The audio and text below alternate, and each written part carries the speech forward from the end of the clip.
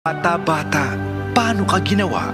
Ang nanay ko at saka ang tatay ni Kuya, hindi mag-asawa no? Ngayon, nag-split sila. Tapos, ang tatay ko at ang nanay ko ay naging magkaganon. Naging mag-asawa? Hindi mo na ba mahal ang tatay ko? Siyempre mahal. Mahal ko ang tatay Rafi mo. Mahal kong tatay Tin mo. Alam mo minsan, ganun. Ganon. Ang asawa ng nanay natin, tatay ko. Ito ang asawa ng nanay natin, tatay ko. Pwes, asawa ko silang dalawa. Dala-dalawa? Eh kasi po, sabi po ni Maya, baka raw sabihin ng tatay ko, ba't pati siya sumasama? Nanay, alam ba niya na may anak ka pang iba? Oo naman. Inamin mo? Oo naman, no? Inamin naman pala eh. Talaga, kahit kailang tanga ako. Tanga ako, tanga ako.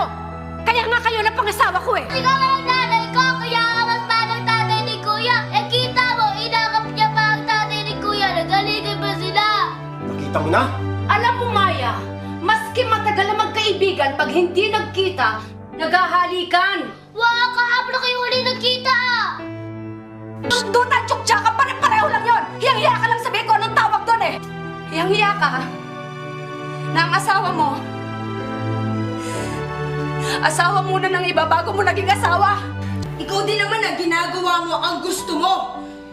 Eh ba't kami hindi pwede? Wala akong ginagawang masama! Akala mo lang wala! Pero meron!